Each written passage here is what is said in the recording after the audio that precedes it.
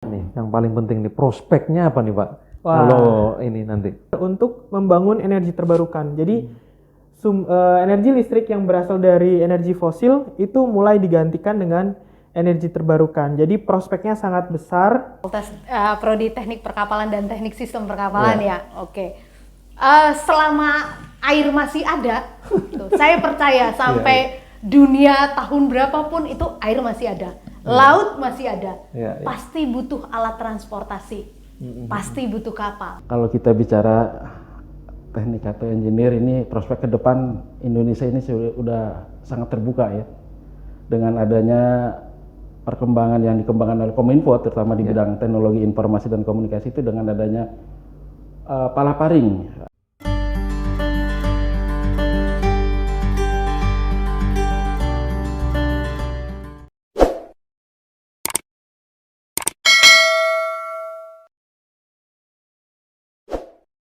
Oke, Assalamualaikum warahmatullahi wabarakatuh. Halo teman-teman Pabrikers, salam sejahtera buat kita semuanya. Hari ini persis di samping saya, ya, saya sekarang sedang berdiri di kampus, dalam tanda petik kampus Jepang, yang beberapa bulan yang lalu kita sempat berbincang di kantor redaksi jurnal kawasan.com, dan hari ini kita akan lebih memperdalam, lebih banyak mengelaborasi apa saja sih yang ada di kampus Universitas Dharma Persada di Pondok Kelapa, Jakarta Timur ini.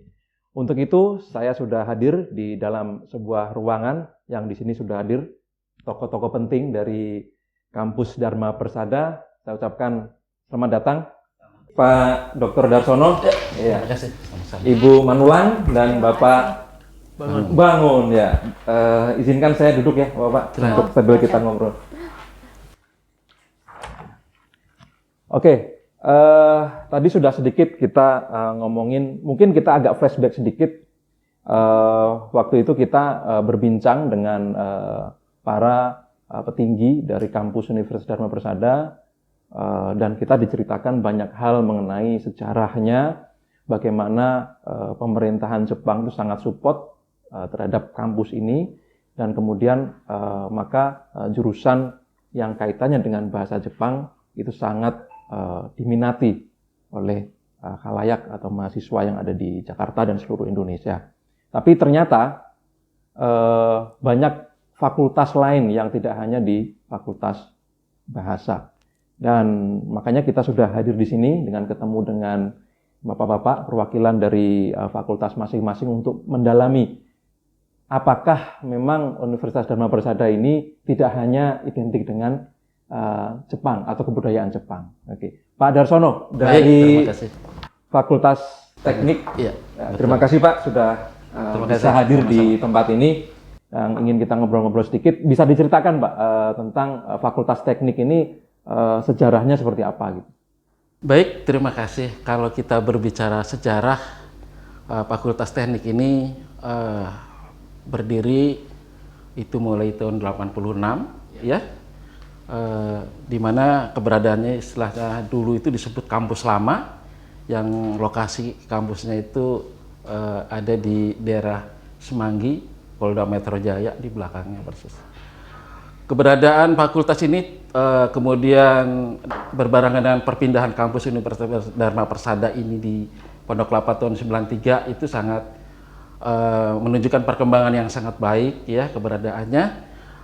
Dengan lokasi yang lebih strategis, terutama sekarang ini lebih mendekati pada wilayah-wilayah Jakarta, terutama mengcover wilayah Bekasi dan sekitarnya.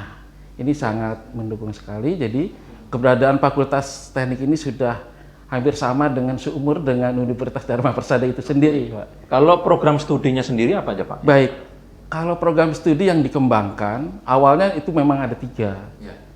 Ya, ada teknik industri, teknik elektro, ya, kemudian mesin. Kemudian belakangan muncul kita dikembangkan dengan 2 program studi teknik informatika dan sistem informasi.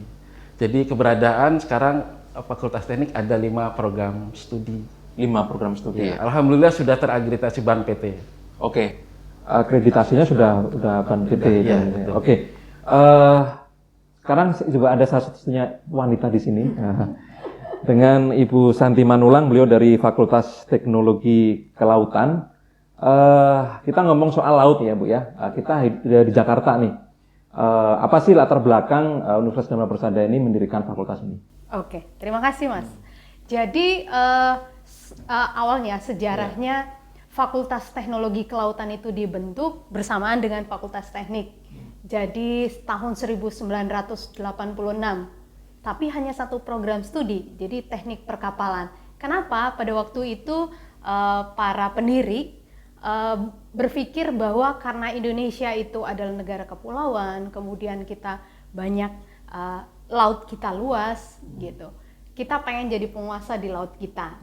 Jadi salah satunya adalah membuat armada perkapalan. Hingga dibentuklah program studi teknik perkapalan untuk mendesain kapal, segala jenis kapal kita desain. Setelah itu 2 tahun kemudian lahirlah program studi teknik sistem perkapalan karena kalau untuk menjalankan kapal itu harus ada mesinnya kan, harus berlayar itu harus ada mesinnya. Jadi perlu satu program studi lain sehingga dibentuklah program studi teknik sistem perkapalan. Itu merupakan keinginan dari para pendiri supaya kita dalam hal transportasi laut kita itu menang karena kita negara kepulauan maritim tepatnya.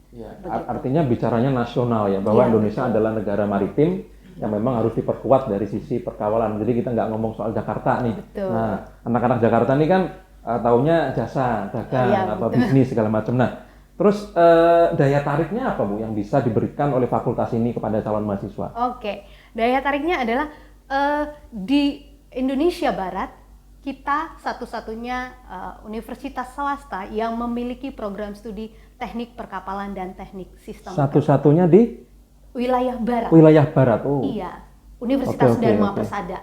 Jadi kalau yang swastanya itu ada di UI dan Veteran. Kalau di timur ada Bung Hatta, kemudian ada ITS, kita naik ke atas itu ada Unhas.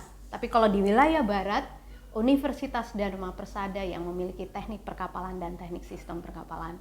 Kemudian karena seiring dengan kita ada poros maritim kan gitu ya, pemerintah ingin membuat setiap pulau-pulau di Indonesia itu terkoneksi. Terkoneksi kan butuh armada nih, armada laut. Sehingga banyak diperlukan para desainer kapal, arsitek kapal yang bisa mengakomodir kebutuhan Indonesia secara lebih luas lagi. Jadi itu kekhususan dari fakultas kami, Fakultas Teknologi Kelautan. Ya, oke. Tadi dikatakan paling top lah ya di Indonesia bagian barat ya.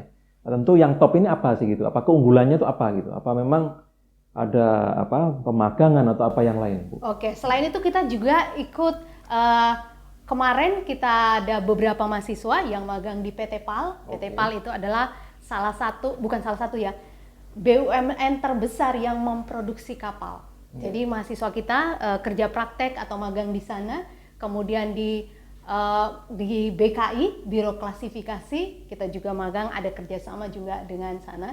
Jadi sehingga membuat alumni atau lulusan dari teknik perkapalan itu nggak lama-lama nganggurnya, Mas. Oke, menarik sekali bincang ngobrol sama Ibu. Tapi di sebelah saya ada satu lagi nih yang belum saya tanya, Pak Bangun. Pak Bangun, kita ngomongin pascasarjana, ya kan? Baik. Pascasarjana itu biasanya kan identik sama orang yang sambil kerja, ya kan? Ya mungkin ada dua yang fokus, mungkin pengen jadi dosen atau apa. Kalau di sini apa aja Pak yang pascasarjana program studinya?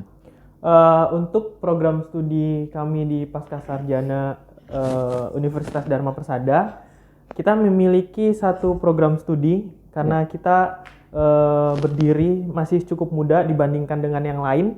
Kita berdiri tahun 2010 dan kita sampai saat ini masih memiliki satu program studi aja, yaitu teknik energi terbarukan namanya. Nah, teknik energi terbarukan ini tetapi tidak khusus untuk lulusan-lulusan dari teknik aja. Jadi kalau kita berbicara tentang energi terbarukan, maka kita akan berbicara tentang manajemen, kita akan berbicara tentang ekonomi, kita akan berbicara tentang sosial. Jadi energi terbarukan khususnya di program studi kami tidak khusus hanya untuk lulusan dari teknik aja. Teknik. Jadi semua yang S1-nya sosial pun masih bisa masuk. Iya, jadi memang kami multidisiplin ilmu, dari Fakultas Ekonomi masih masuk, dari sosial kita masih masuk, dan dari teknik apalagi.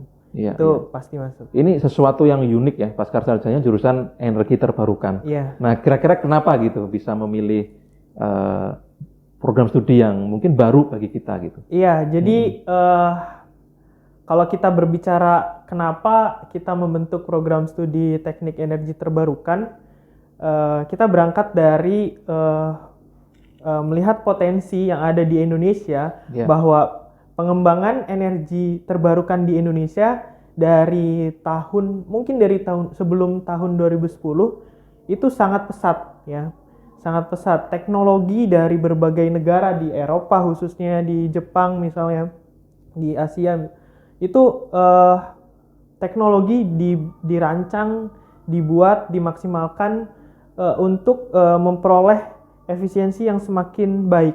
Dari situ efisiensi semakin baik, otomatis harga akan semakin turun, dan ini bisa menyaingi teknologi dari energi fosil yang kita tahu energi fosil ini akan semakin habis dari tahun ke tahun. Jadi semangat energi terbarukan ini adalah untuk masa depan kita, karena sumber energi fosil yang akan semakin habis, kita akan ganti dengan sumber energi dari energi terbarukan. Oke. Gitu. Energi terbarukan tadi meliputi apa aja sih kalau? Ya, jadi tadi anti fosil lah istilahnya begitu ya. Apa aja itu? Ya, jadi kalau energi terbarukan ini memang kita dari energi alam yang ketika kita menggunakan energi tersebut, itu akan tersedia kembali. Misalnya energi angin. Energi angin yang memiliki kecepatan tertentu untuk memutar turbin, itu kan setelah memutar turbin dia akan tersedia terus-menerus. Atau misalnya energi air. Kita membuat bendungan, kita mengalirkan ke mengarahkan ke turbin, lalu turbin menghasilkan listrik. Air ini kan akan terus-menerus ada. Oke. Panas bumi misalnya, terus biomasa. Apalagi biomasa, kita negara yang cukup banyak sumber energi biomasa, panas bumi pun begitu. Oke. Menarik sekali ya. Saya baru dengar nih teman-teman soal jurusan energi terbarukan. Berarti kalau ditanya proses perkuliahannya kayak apa nih? Apa sama dengan yang lain? Apa ada sesuatu yang unik juga? Ya, jadi ini bedanya dengan karena kita kebanyakan adalah mahasiswanya itu karyawan, ya. Kita perkuliahannya untuk sementara sekarang karena pandemi juga kita masih online. Jadi perkuliahan kita sementara online, tapi untuk kedepannya kita akan mengadopsi perkuliahan hybrid. Jadi perkuliahan kita untuk yang online berbasis e-learning, sisanya offline itu nanti kita gunakan untuk misalnya ada studi lapangan, kita ke panas bumi misalnya, atau kita audit di perusahaan-perusahaan, atau kita ke untuk praktikum kita akan langsung ke offline. Jadi untuk karyawan-karyawan yang dari luar daerah misalnya, itu tidak perlu khawatir karena kebanyakan kita online. Nah, untuk offline ini mungkin hanya membutuhkan waktu beberapa hari saja untuk praktikum, untuk studi lapangan, dan untuk misalnya untuk sidang akhir tesis. Mungkin seperti itu. Oke, Pak Bangun. Sekarang kita balik lagi ke Fakultas Teknik ya Pak. Termasuk fakultas yang memang dari awal lahir memang sudah ada duluan. Nah, daya tariknya apa Pak kalau di kampus ini? Baik, sebagai daya tarik dari Fakultas Teknik ini telah dikembangkan dengan misi daripada Universitas Dharma Persada sendiri, yaitu dengan mengadopsi kurikulum yang berbasis visi misi daripada Universitas Dharma Persada ya, antara lain tentang energi terbarukan, tentang trilingual, ya, kemudian monosyukuri. Trilingual tadi Pak, apa aja tadi? Trilingual, monosyukuri, dan energi terbarukan. Ini salah satu ikon kita, mission kita, universitas kita yang harus diadopsi ya sampai ke bawah. Makanya di Fakultas Teknik menerapkan visi misi ini ada di dalam suatu kurikulum yang dibangun didasarkan visi misi itu. Itu Pak. Oke, kalau kita ngomong prestasi ya, kan udah usianya seusia saya, Fakultas Teknik ya. Sejauh ini apa aja Pak yang mungkin bisa di-share ke kita? Kalau mungkin prestasi dalam hal ini adalah kaitannya dengan beberapa peningkatan dalam arti baik itu bersifat beasiswa untuk mahasiswa sendiri maupun beasiswa bagi dosen ya. Jadi ini sebagai bentuk apresiasi dalam tanda kutip tadi dengan beasiswa yang bisa ikut serta bagi mahasiswa itu yang tersedia di dalam beasiswa universitas yang disediakan juga kami juga ikut rutin setiap tahun yang diselenggarakan oleh universitas. Demikian juga termasuk pengiriman dosen-dosen kita ke Jepang. Oh, ke Jepang juga. Ya. Rutin Pak itu? Ya, artinya setiap kali ada informasi beasiswa dari pihak pemerintahan Jepang ada, ini kita coba masukkan dari peningkatan sumber daya manusianya, terutama dosen, juga kalau ada program khusus juga untuk mahasiswa. Ya. Alhamdulillah terakhir ini juga sudah ada yang sudah selesai juga ambil S2 di Jepang. Ya. Kalau dari sisi mahasiswa sendiri nanti harapannya mendapatkan ini Pak, keahliannya apa aja sih yang didapat dari Oke, baik. Mungkin barangkali akan lagi sedikit agak spesifik barangkali ya. Di dalam ilmu elektro dalam bidang peminatan itu, kalau di elektro di Dharma Persada ini, Fakultas Teknik khususnya, itu ada dua hal, yaitu keahlian di bidang ilmu telekomunikasi dan ketenaga listrikan. Ya, atau seringkali kalau dikonversikan sekarang itu bidang energi ya, yang sedang tren ini di bidang energi ini. Bidang telekomunikasi ini memang dari awal sudah dirintis dan sampai sekarang masih, dan karena era sekarang ternyata tembusnya dalam era teknologi informasi dan komunikasi ini juga sangat mendukung sekali bagi kepentingan infrastruktur. Jadi telekomunikasi tetap eksis dengan perkembangan teknologi informasi dan komunikasi.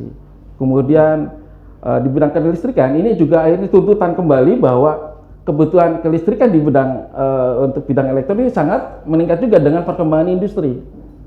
Perkembangan industri menuntut sumber daya manusia yang mampu meriset atau melakukan pengembangan teknologinya bagi kepentingan industri, terutama adalah manajemen energi yang tadi bisa mensupport, misalnya bisa masuk ke S2-nya di pasca sarjana gitu ya. Iya, itu keahlian ya yang dari sarjana ya Pak ya. Kalau tadi agak sedikit ke teknik elektro tadi ya. Kalau di situ kompetensi ya, kompetensinya apa saja Pak yang nanti baik secara kompetensi sebenarnya kami juga melakukan suatu upaya dengan melakukan semacam uji sertifikasi juga kami ya di elektro itu, yaitu tentang kompetensi. Karena bicara tadi bahwa bidang keilmuannya itu ada dua peminatan, itu telekomunikasi dan energi atau kelistrikan tenaga listrikan. Sementara yang sudah kami kembangkan, kami kerjasama juga dengan beberapa ada dua LSP, lembaga sertifikasi ya untuk sumber daya manusia, untuk baik itu untuk mahasiswa maupun alumninya. Karena sekarang ini era sertifikasi. Betul. Ya, kami sudah kerjasama melalui suatu LSP, yaitu suatu lembaga yang bisa menyelenggarakan kompetensi lulusan. Di sini yang kita buka dari bidang telekomunikasi, terutama di bidang seluler. Sebenarnya banyak juga di bawah telekomunikasi, baik itu fiber optik, bidang radio, dan kami sudah siap kerjasama selama ini sudah juga melakukan uji coba juga untuk uji kompetensi. Dan peserta bisa dari luar maupun dari alumni sendiri maupun mahasiswanya sendiri. Sehingga bisa mereka eksis di luar untuk bekerja dengan sistem sertifikasi yang dituntut oleh standar kerja. Luar biasa dari sertifikasi BNSP ya Pak? Iya betul. Jadi betul. memang itu di mana-mana memang dibutuhkan. Iya betul. Kami udah siap Pak. Iya betul. Jadi untuk alumni Bu, untuk alumni sudah berapa banyak sekarang? Kalau alumni cukup banyak dan mereka rata-rata bekerja. Kalau mereka di pemerintahan, mereka itu bekerja di Kementerian Perhubungan, Kementerian Kelautan dan Perikanan, kemudian di Biro Klasifikasi. Jadi Biro Klasifikasi itu adalah biro yang menentukan suatu kapal itu layak berlayar atau tidak dari segi desain, dari segi kekuatan dan seterusnya. Kemudian ada juga yang bekerja sebagai konsultan di PT Surveyor Indonesia, salah satu konsultan terbesar di Indonesia. Kemudian juga ada di galangan kapal, di Syah Bandar, di kepelabuhanan juga ada pelabuhan-pelabuhan. Bahkan ada beberapa alumni yang bekerja di biro klasifikasinya luar negeri. Jadi ada di Singapura dan di Malaysia. Itu yang alumni-alumni kita tersebarnya. Jadi rata-rata memang yang kuliah di teknik perkapalan ketika mereka bekerja, mereka memang bekerja di bidangnya masing-masing. Oke. Gitu. Melihat dari alumni yang sangat banyak dan kemudian sudah diterima dengan baik lah ya di negara ini ya.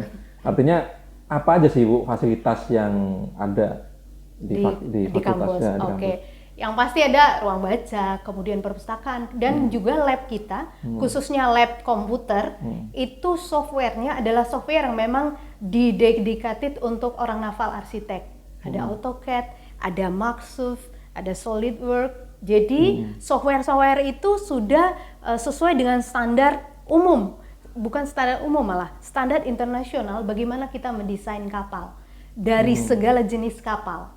Jadi sebenarnya apalagi milenial ya udah biasa ya dengan yang namanya software, udah biasa dengan yang namanya desain, animasi. Nah, di teknik perkapalan kita memakai software seperti itu, Mas. Yang kita bekerja sama sebenarnya sama Jepang karena softwarenya itu 3 miliaran, Mas. Softwarenya aja. Iya, karena itu harus asli. Nggak boleh bajakan istilahnya. Ada juga kalau masuk kita dapat untuk pendidikan dapat diskon, tapi harganya juga puluhan juta, Mas. Gitu. Jadi itu yang kita siapkan supaya alumni kita ketika nanti masuk ke perusahaan-perusahaan mereka tidak gagal dalam hal teknologi. Tetap kita improve dengan memakai software terbaru. Oke, luar biasa sekali ya.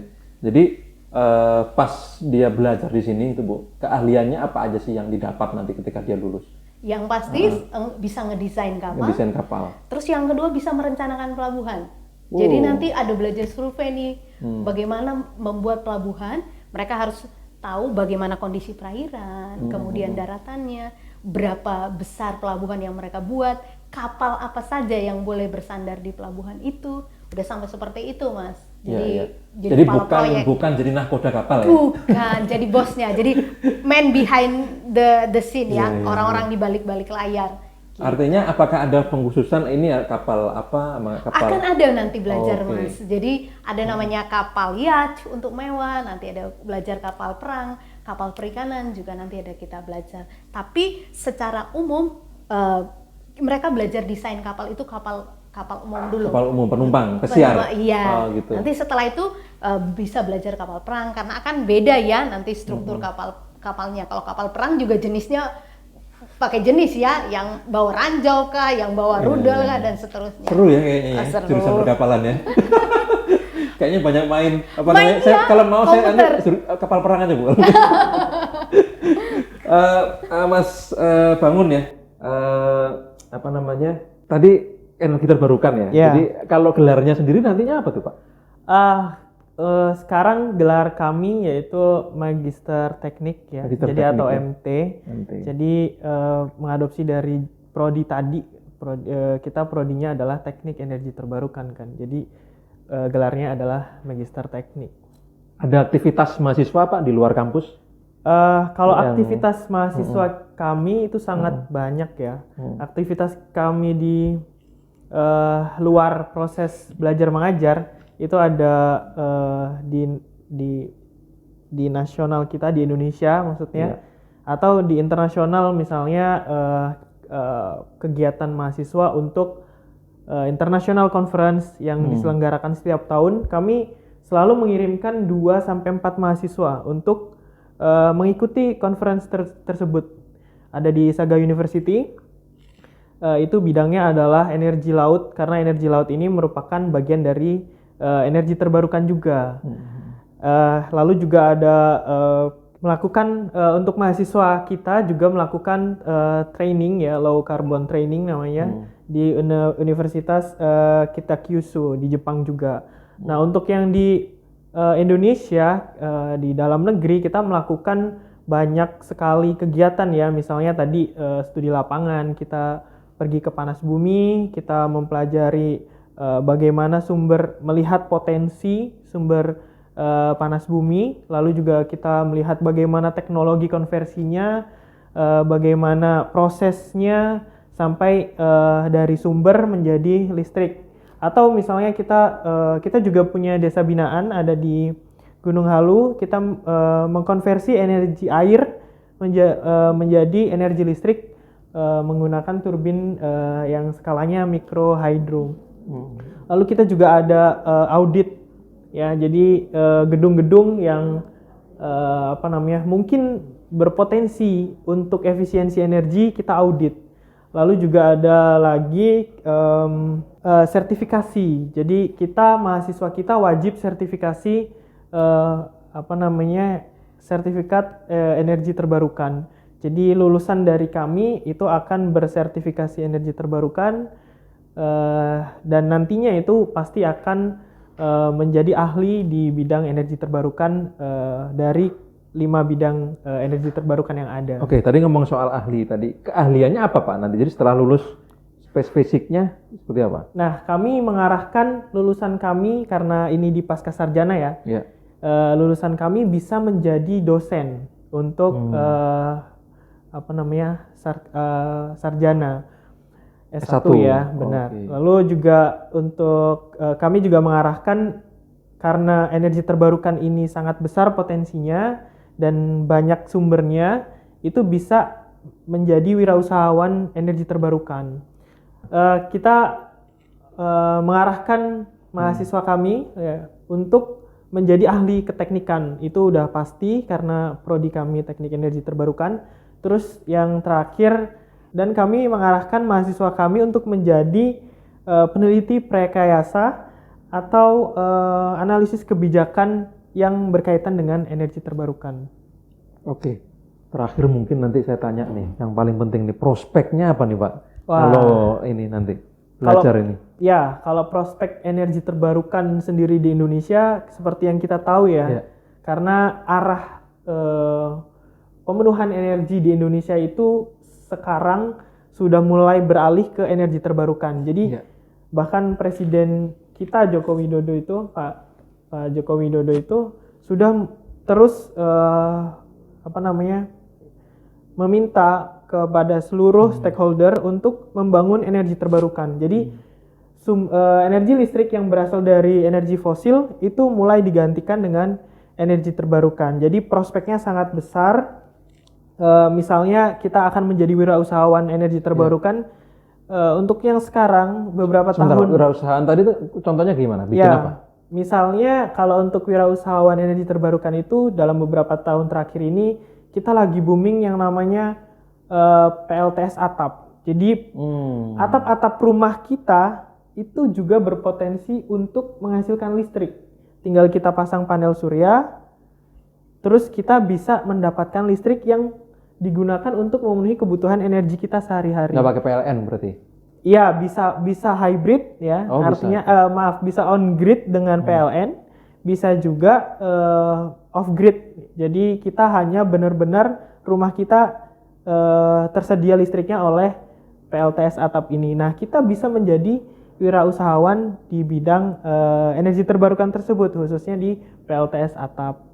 Ya, begitu. Dan memang kalau saya lihat arahnya energi ini arahnya semuanya ke sana ya Pak? Iya, benar Pak. Jadi mobil listrik, ada benar mobil sekali. Listrik sekarang ke sana. Ya. Jadi memang implementasinya itu akan beralih ke energi terbarukan. Bahkan kita bisa menjual hasil listrik yang ada di atap rumah kita kepada PLN. Jadi ada peraturan yang berkaitan antara listrik yang kita pakai dan listrik yang kita jual. Misalnya kita siang hari nih, mungkin Bapak kan bekerja begitu ya. Rumah mungkin nggak terlalu besar konsumsi listriknya. Nah, kelebihan dari produksi yang kita produksi dari PLTS atap itu, kita bisa jual ke PLN. Nanti kita ada hitung-hitungannya. Ya, Dan itu bisa menghemat listrik kita cukup lumayan gitu, Pak. Ya, yang pasti nggak pakai token. Iya. Ya, dan itu semua bisa dipelajari di kampus Universitas Danau Persada ya, Benar Pak ya. sekali, Pak. Oke, Ibu Santi, tadi pertanyaannya sama prospeknya ke depan untuk Fakultas Teknologi Teknologi Kelautan. Fakultas Prodi Teknik Perkapalan dan Teknik Sistem Perkapalan ya. Oke. Selama air masih ada, tuh, saya percaya sampai dunia tahun berapapun itu air masih ada, laut masih ada, pasti butuh alat transportasi, pasti butuh kapal, pasti butuh mesin. Sebesar apapun segala sesuatu sampai sekarang yang saya yakin adalah muat di kapal. Tapi kapal terbang belum tentu. Kan gitu, mau bikin apa kita di kapal? Hotel juga ada di kapal kan gitu, kapal pesiar. Iya, kapal induk, berapa kapal tempur bisa naik di atasnya, bisa kita pesan. Jadi pasti prospeknya bagus. Selama kita masih punya laut, pasti orang perkapalan dibutuhkan. Oke. Pak Darsono, prospek Fakultas Teknik ke depannya ya. Baik, terima kasih. Kalau kita bicara teknik atau engineer ini, prospek ke depan Indonesia ini sudah sangat terbuka ya, dengan adanya perkembangan yang dikembangkan oleh Kominfo, terutama di bidang teknologi informasi dan komunikasi, itu dengan adanya palaparing ya, istilahnya di situ ada palaparing seluruh Nusantara ya, termasuk di bidang energi juga, itu kaitannya dengan almarhum Prof. Peki yang dari ITB itu yang udah merancang tentang sistem energi rings tentang energi, di mana secara global Indonesia ini sudah punya skema bagaimana membangun integrasi kebutuhan energi antar pulau. Maka kalau dilihat dari situ, bidang electrical, khususnya kelistrikan, baik itu telekomunikasi, itu kebetulan saya sendiri terlibat di dalam merumuskan kompetensi di bidang telkom di Kominfo. Itu melihat suatu ruang yang sangat terbuka, baik itu pengembangan di bidang teknologi informasi, ya, telekomunikasi, ya, kebutuhan energi terutama, karena nggak mungkin ini semua tidak kalau nggak digerakkan kalau nggak ada energinya. Ini akan bergerak, energi ini akan menggerakkan dari bidang informasi. Apalagi tantangan ke depan dengan perubahan teknologi yang cepat berkembang, betul. Baik sekarang adalah era masuk 5G, IoT, ini semua butuh infrastruktur, butuh suatu ruang energi. Ini nggak bisa dilepas. Betul. Sehingga prospek ke depan ini akan menjadi tantangan generasi-generasi muda ke depan. Betul. Tidak berpikir harus hardware, kita bisa berpikir secara software. Sehingga kompetensi itu sangat dibutuhkan karena kita butuh orang-orang yang punya soft skill, bukannya skill, hard skill aja, tapi butuh soft skill. Apa larinya soft skill adalah pemikiran, gaya berpikir, bukan gaya kerja fisik, tapi dibutuhkan keterampilan bersifat soft skill. Makanya saya bilang tadi bahwa beberapa kegiatan atau aktivitas untuk menanggapi atau menjangkau harapan ke depan adalah kami juga mengadakan banyak pelatihan-pelatihan atau workshop-workshop bagi mahasiswa sebagai pembekalan soft skill-nya ke depan. Karena nanti di masyarakat akan terlihat sebagaimana sejauh apa kekuatan daripada lulusan kita. Dan alhamdulillah dari beberapa survei yang baik itu dari media sosial, itu alumni kita juga sangat eksis di luar yang kadang-kadang tidak terlihat tapi ternyata ada gitu, dan ada di mana-mana. Karena yang saya bilang tadi, kalau khususnya dalam telekomunikasi ini udah baik itu dunia broadcasting, televisi, baik itu teknologi satelit, seluler, semua sudah ada di sana, dan mereka saling bisa menghandle antara mahasiswanya sendiri, alumni sendiri. Ini kerjasama yang baik. Alhamdulillah berjalan dengan baik, bisa saling membantu untuk menyongsong masa depan. Baik, luar biasa. Ngomong-ngomong soal software, memang kita harus terus meningkat ya Pak. Ya, bahkan betul. Samsung sendiri sudah S22, saya masih S1. Ya, jadi sangat-sangat jauh sekali. Ya. Jadi oke, teman-teman Pak Guru semuanya, kita ucapkan terima kasih Pak Darsono, Sama-sama. Ibu Santi dan Pak Bangun sudah berdiskusi, ngobrol panjang lebar dari mulai kapal perang sampai dunia yang lain, dari dunia energi. Dan pastinya teman-teman akan banyak mendapatkan inspirasi, manfaat dari obrolan kita ini. Dan tentunya bagi teman-teman yang ingin memperdalam atau ingin belajar atau kuliah ke Universitas Dhamma Persada selalu terbuka, dan link bisa nanti dibaca di deskripsi di video ini. Terima kasih, sampai jumpa.